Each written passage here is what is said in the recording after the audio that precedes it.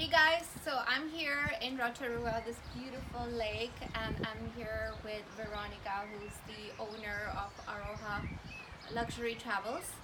And it's a beautiful day in New Zealand. It's 70, 75 degrees, beautiful sunny weather. And I'm going to talk about what are some of the myths when it comes to New Zealand. First thing is that we have gorgeous weather. So what do you think? Everybody in America thinks that this place is so far away at the southern hemisphere. It's always cold and rainy. How do you explain this? I think because everybody thinks we are lost on the map. So we actually have making fun of where we are on maps. Some international maps don't even find New Zealand. So we've forgotten we are at the end of the world, but we're actually much warmer than most people think. Yeah, and you said you have Mediterranean climate here Yes. too. So if you think about it, like turning New Zealand around into Europe, the colder parts would be in Scandinavia, and the warmer parts of New Zealand are right in the Mediterranean Spanish climate. So we hardly get ever minus degrees, even in the winter during the day. So we might have a little bit of frost at night, but that's it. You know, it's very hard for people probably to understand. Yeah, yeah. Well, the second thing that I've noticed is New Zealanders like to make everything more adventurous. Yeah. So no matter just taking a boat ride to the island, we do the spins, we take the motorboat, we go hiking and all of that. So is that how you guys live every day? We try. On the edge? we try. I think it's just we're very adventurous. We outdoor people. We are lucky in this country. We have no predators. We don't have many insects that bites and tease us. So yes, we like to go out there, and because the temperatures are quite mild, we can enjoy it as well. Awesome. Yeah. And then for the food, I've always thought New Zealand food is more lamb and white bread. Really, nothing comes up. I've never seen a restaurant that's a New Zealand restaurant anywhere in the world. Why is that? Well, because the new restaurants that you see around the world, they probably don't call them kiwi food, but they're known as fresh farm to table food. So we are actually in the last 20 years one of the leaders of organic foods. And as you believe it or not, our mild climate allows us to grow nearly everything from bananas, coffee, tea, all the fruits you think, cherry, stone fruits, wine, olives. So we have so much produce, and we play with it. We take the flavors of our cultures, different cultures into it. You might have noticed that we have quite a multicultural society. And some people might think that's new, but it's not new. There's a lot of families that have been from China here for 5 generations. I know Indians who have been here for 3 generations farming. We bring that food back into our today's cuisine. Mm-hmm. Yeah. And speaking of which, every restaurant I've been to, there's always been fresh salads, there's always a Thai dish, a Middle Eastern dish, an Indian dish. Yeah. So it never feels like I'm walking into a Kiwi restaurant. It feels more like a multi-ethnic restaurant. And I think that's what we are now. It has developed immensely. Nowadays you need a science degree to order a coffee. And we have everybody is looking at barista coffees. Now lately I had to study beer because we suddenly have so many different types of new microbreweries. The wine, we have 600 wineries. You have to put it in concept. 600 wineries for 4.5 million people.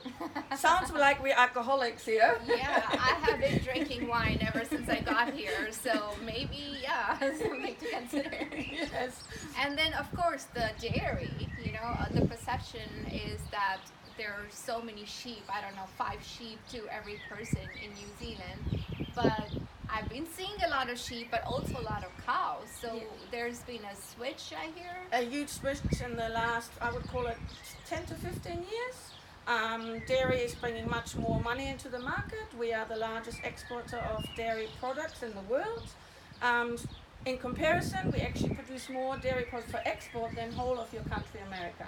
So, and of course... And the farmers are rich here. They make 6 figures. Yes, they make good money.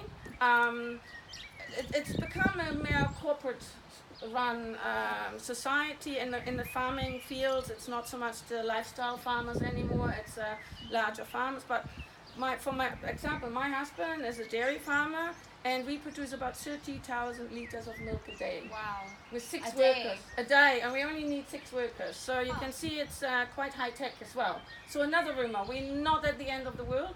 We actually know how to use computers, and we're very connected. Yeah, it's a very highly technology-driven Yeah. society, from what I understand. Yes, very much so.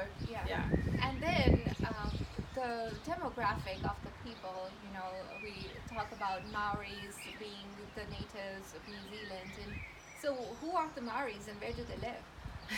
Good question. I get that asked all the time, and I'm actually a little bit annoyed about it because it's an integrated society. Maoris have been sharing other cultures or have been marrying into other cultures for 4, 5, 6 generations. So most Maoris are not full-blooded anymore. And when we get asked where they are they living in huts, or I have to laugh and cringe. Or what they look like? What do they look like? Well, like you and me, or they live in a house like you and me. They're doctors, lawyers, they run our country. They're progressive, they're intelligent people, they want to learn, they're not standing still. Like, I'm a Christian, we have progressed. They have a Maori culture, they're progressing too. Yeah. As I met a Maori person today, and he said he follows the Christian faith. Yes, they follow the Christian faith. So, and everybody has their own way of dealing and integrating as much Maori culture from the past they bring in. But one of those things that I love about New Zealand is that we learn about it. Our schools have Maori carvings. Council buildings have Maori names and Maori structures and carvings. It's an integrated culture. And all the cities, All the towns we pass through also have Maori names. Yeah. So when somebody asks me where the Maoris are, I'm going, yeah, well, look around you. I can't tell you. We don't have them shut away, you know. Yeah. And lastly, so the kiwi bird is not from here. The kiwi fruit is not from here. Yep. Why are the people of New Zealand called Kiwis? That is a long story. So we had a shoe polish maker in the turn of century who invented shoe polish in New Zealand. And this black shoe polish, the soldiers took into the First and Second World War. In the First World War, people realized that the New Zealand soldiers had very polished shoes. And this polish was called kiwi, after the kiwi bird. And so everybody that saw the New Zealand soldiers started pointing at as the Kiwis. And then it carried into the rugby, and then people asked us, did you name it after the kiwi fruit? No, the kiwi fruit came again, something to laugh. The kiwi fruit came about 100 years later, technically. Wow. And it just looks like a kiwi bird. And we just looked at it and said the shape, the color looks like a kiwi bird, so we're going to call it the kiwi fruit. And that's the other rumor. It's not a fruit from New Zealand. We developed it into a kiwi fruit, but it's actually a Chinese gooseberry. And there's like 40 different varieties of gooseberries, and we took one of them and made them into the kiwi fruit. And then we cultivated it and we sent it around the world. It's a very innovative culture here. Well, Veronika, I have learned so much already in the little time I've been here with you, and I can't wait to discover more of New Zealand and have other people come here and learn about all these things that you only hear in the media, but you never knew it was true. So come check it out, New Zealand, with Aroha, and I'll be posting throughout my stay here.